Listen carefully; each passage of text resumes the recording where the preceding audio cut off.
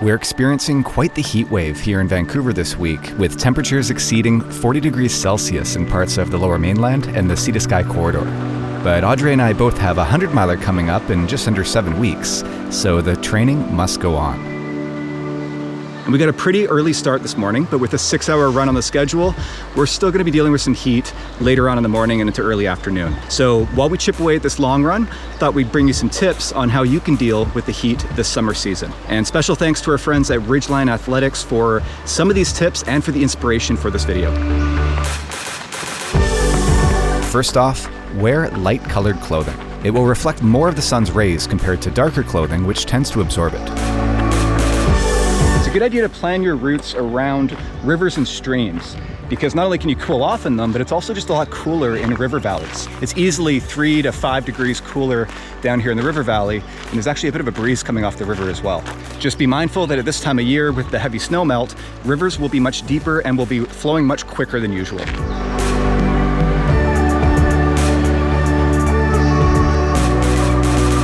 You'll also be able to use those water sources to filter water using something like the Solomon XA filter cap.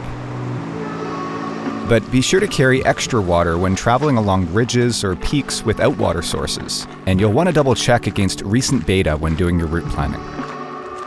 Drink to thirst, and if you find you're still thirsty, keep drinking. But balance that water intake with electrolytes. I carry a small bag of salt pills to supplement the electrolytes in the gels and blocks that I'm eating.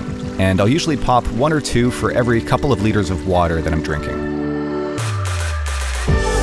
Use ice in your bladders or flasks to keep them colder while you're running. You can even freeze your spare water so that it will stay cooler longer. I froze this spare flask, which I've been keeping in the back of my pack until I needed it. Now, it melted pretty quickly, but it did stay cold for a couple of hours, and in the meantime, it kept my back nice and cool. Keep in mind that warming temperatures during shoulder season can lead to avalanches and landslides, so use extra caution in the alpine. And when traveling in snowy terrain, be sure to take extra precautions to protect yourself from the sun's harmful UV rays. The snow can reflect up to 90% of the sun's energy, which means you're effectively getting a double dose, while exposing parts of your body and face that don't normally get much direct sunlight.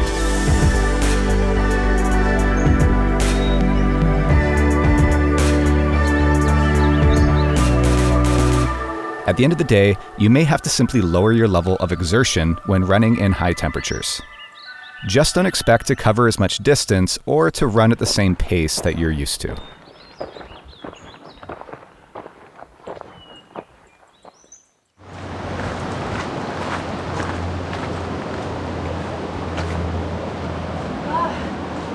Oh, that feels nice. It's so cold in here. And also very creepy.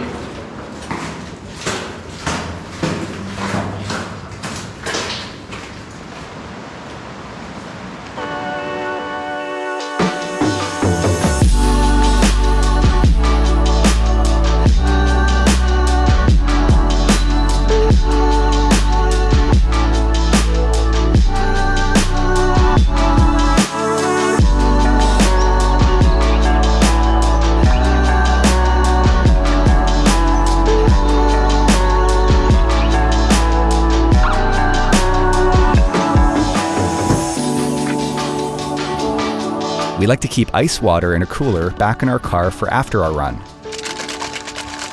And having a cold body of water to go for a dip to cool down never hurts as well.